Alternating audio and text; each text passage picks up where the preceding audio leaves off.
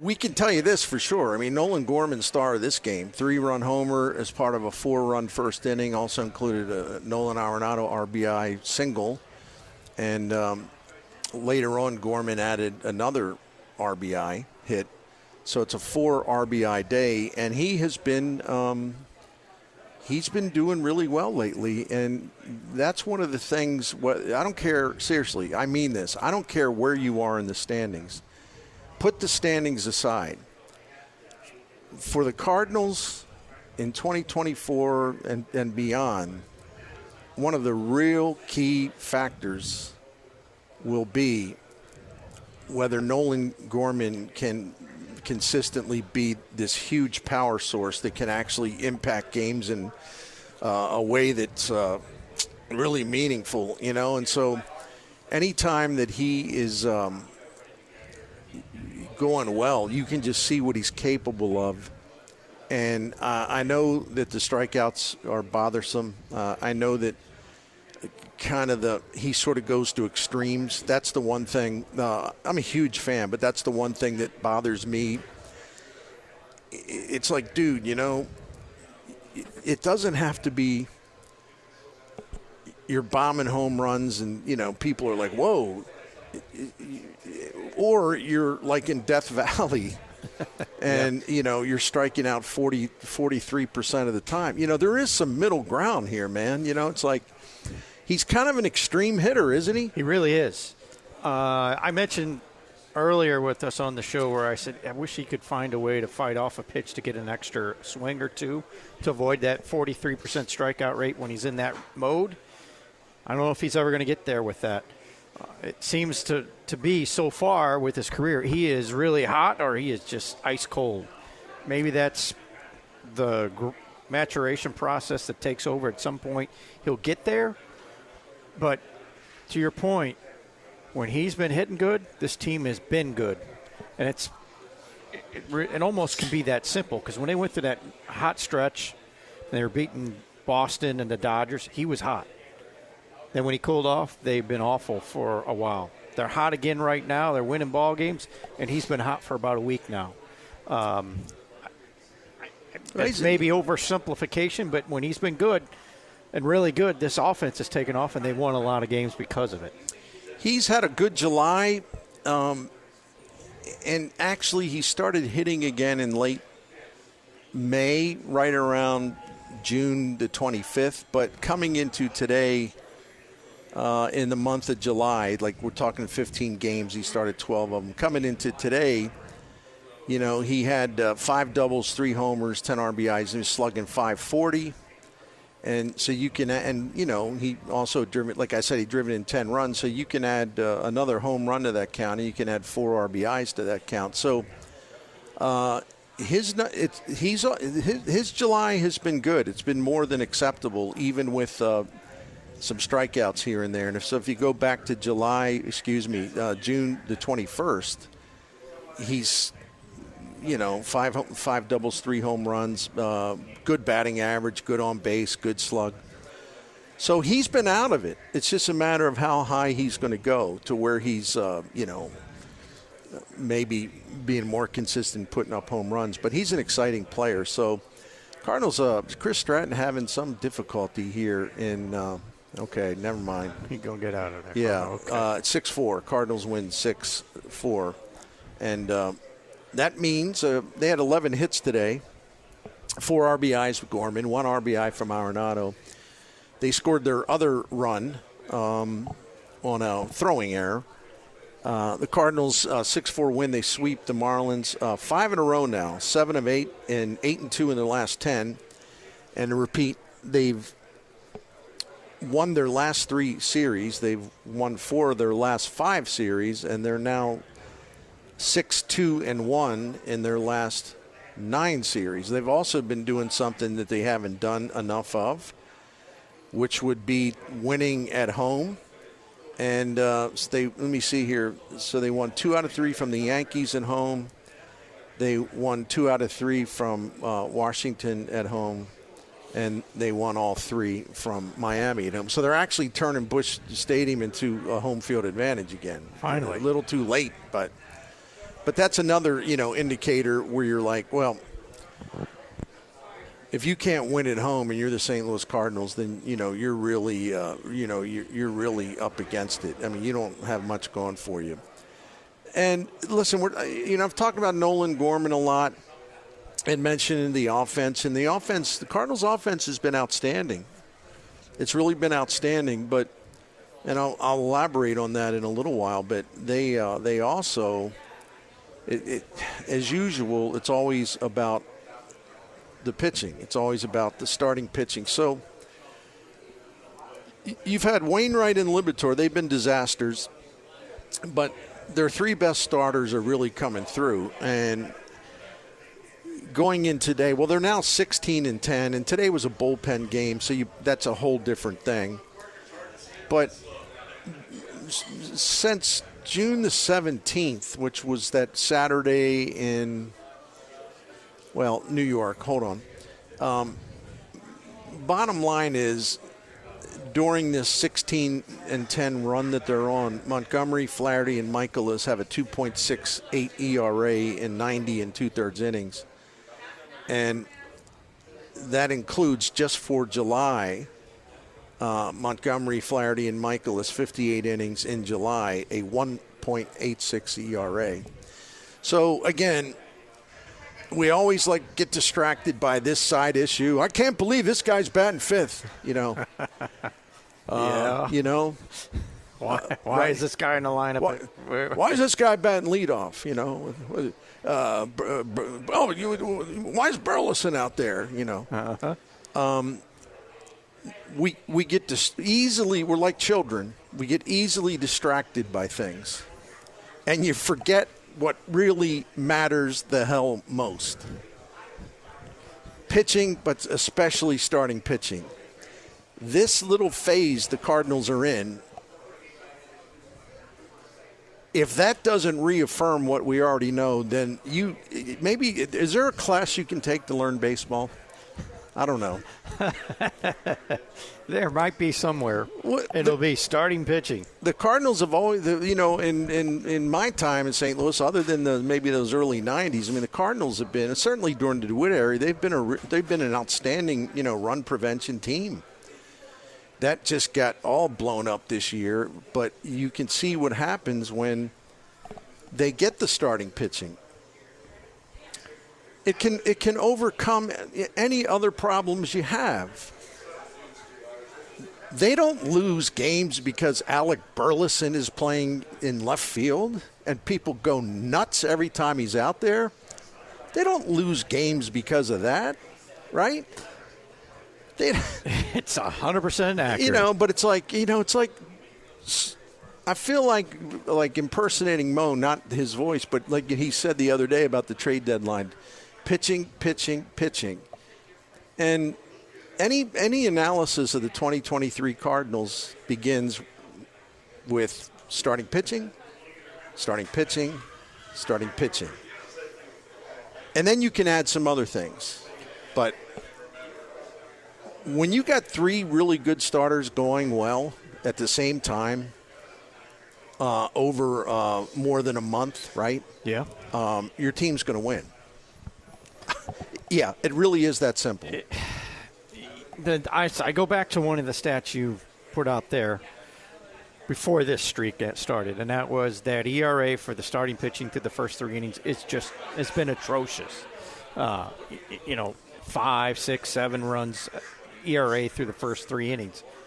You'll never win that way. And go back to where you just think about it, people.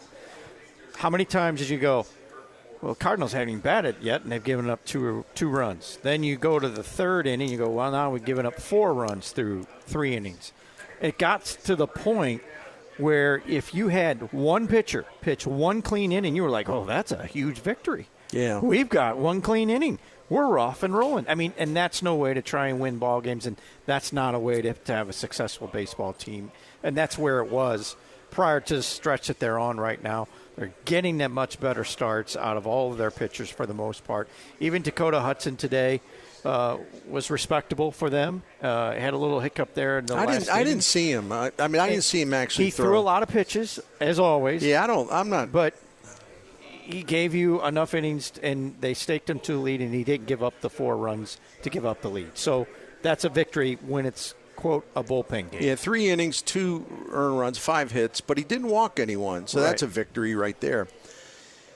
Then I really think the surprise from a pitching standpoint today, because I wasn't even sure that Zach Thompson was like still in the organization. I didn't know whether the FBI had been called in to find him. I'm not, I was like, well, do his parents know that he's missing? Did he wander off? Did he decide that he was going to start a rock and roll band? I mean, what?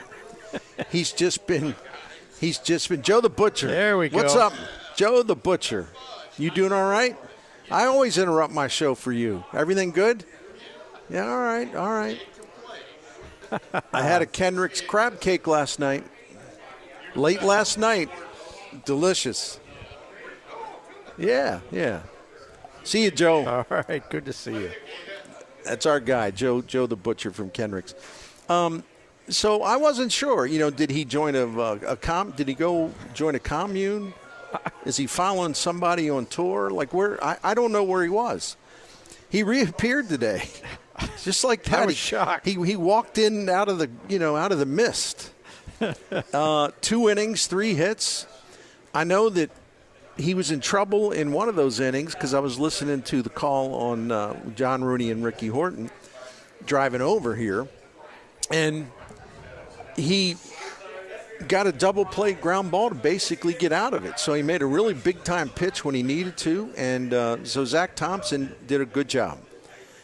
Palante didn't hurt him too much. Inning and 2/3, 1 hit, 1 walk. I don't know what to say about Ryan Tepera because I don't want to, be nasty towards him because he can't help it.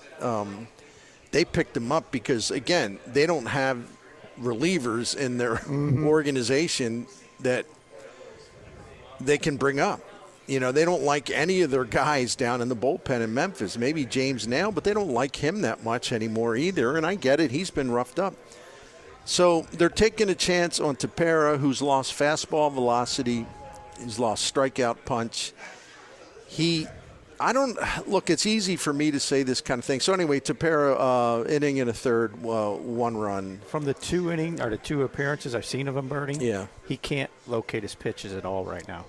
And I think, again, I don't know about Coach iPad, but if they can fix some things mechanically, he might be able to be effective. Because he hung a breaking ball today, and it was like, wow, that was right down the middle, guy. He just can't put his pitches where he needs to. He's out of whack with his delivery. Well, the problem is he used to throw he used to average about 93, close to 94 miles an hour in his fastball. Now it's 91. That's a problem. It's got the 4-seam, and he throws the 4-seam more than any other pitch. And he must be a stubborn dude. Because he's like, well, wait a minute. I've struck out a lot of guys with his fastball. It's not the same fastball, my friend. That's true. It's now like 3 years later, and you can't muscle that thing past hitters anymore. So if you keep throwing it, you're going to keep getting whacked, and your ERA is going to go up and up and up. So I don't have an iPad, but I would think that Coach iPad would find something in there if a big galoot like me can, within like 5 minutes, can go on StatCast, can go on a couple other sites and tell you exactly why Ryan Tepera has fallen off. I would think iPad would be able to find the same things, right? Yeah, you would think so. So, and it's like he's got to throw the cutter more.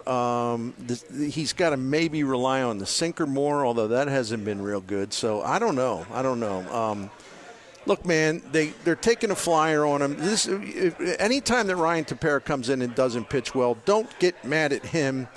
Get mad at the fact that John Mozeliak put him in this situation because John Mozeliak failed to build pitching depth, not just at the major leagues, but even at AAA, where you have a little squadron down there that you can call guys up and run them through and they'll help you out. Then they go down and then you bring another guy up,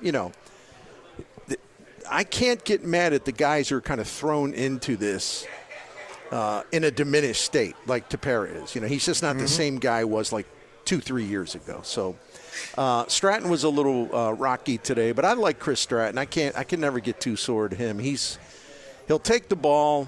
He's a workhorse. Never seems to get tired. Every now and then, like today, he gives up a run, but he's been really good. He will make a nice addition for someone at the deadline, I would think. I think so too. Yeah.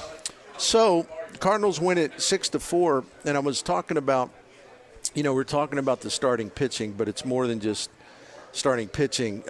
That's the number one thing. It's the number two thing, and it's the number three thing on the list of what's important. Yes. And then you can go to the offense. People say, well, what do you mean? What, you don't think the offense is important? No, I do think offense obviously is important, but I take you back to 2015. The Cardinals had a historically prominent starting pitcher ERA in 2015. They won 100 games. They also, in terms of scoring, in terms of runs per game, they were 22nd in the majors. They won 100 games because of pitching, starting pitching in particular. So, like I said, top three things you need: starting pitching, and then comes the offense. And they've really put together. So the Cardinals are now 16-10 in their last 26, and I don't have the updated stats, but since June 17th, during the last 26 games, they've averaged about close to 5.5 runs per game. That's impressive. And they've been second in the National League in on-base percentage. This is over this time. Second in on-base percentage, second in OPS, second in weighted runs created plus, 25% above average offensively. And they've been third in batting average and slugging percentage. And they also have hit .290 with runners in scoring position. So, I don't know, man. Sometimes the game is simple in a way. If you can do certain things, you're going to be in good shape. It really is. I mean, there aren't too many teams over the years, Bernie, you go, man, they really pitch well, but they have no shot. No, if they pitch well, they always have a shot. Right. It really is that simple, especially starting pitching. Keeps you in the game. And there are lots of teams that, hey, if it's a close game, they kind of crumble. They don't do some of the small things right that win ball games, and that makes a difference. They just haven't had any of that consistency with the pitching, especially through the month of June and towards the end of May there when they went through their stretch. Even early in April, Miklasz was scuffling. Flaherty was walking guys all over the place early in his starts. We know the struggles with Wainwright. I mean, there's three guys right there. And then they haven't been able to find an extra guy because Matz hasn't gotten anybody out. Liberatore hasn't gotten – I mean, you can't win that way. And that is flat out the key here. They have been much better. I saw something with Adam Wainwright from the ballpark last night when he was going through and telling everybody how he's doing this and that and the other. He made a point that was so true. He said, lately, over the last 2 weeks, he goes, our guys have been pitching good. And he went through the guys that are pitching good. He goes, if we could find one more starter, and he's kind of put it on himself, if I could throw worth a darn, we'd be pretty dangerous right now because we're getting good starting pitching. He said that's the difference in where we're at right now. Well, there's no doubt about it. You go back to 2015, I just want to follow up on this because this is one of those things that's easy to forget. So the Cardinals in 2015, you know what their starting pitching ERA was? 2.99. Wow. And I went back, and I don't have this access to an old statistical site that I can't use anymore. But I remember writing about this, and I thought it was a huge deal. And, of course, it was ignored by everyone else in the media. It was a huge deal. The Cardinals starting pitching ERA in 2015, 2.99, was actually the best by a major league rotation since 1969. And they struggled like hell to score runs, and it didn't matter. They would just pitch other teams into submission. So Hey, if you want a text message, just come along and do it. Yep. If you'd like, 855-282-8255, 855-282-8255. We're at Friendly Sports Bar and Grill. The Cardinals won. They scored 6 exactly, 6-4 win over the Marlins. And in doing that, in scoring 6, in honor of Denny's favorite player ever, Stan the Man,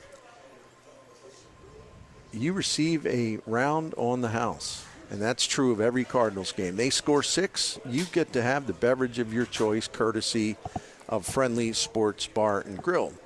Nolan Gorman hit a home run today. That means you get yourself a Cardinal shot. So let the good times roll.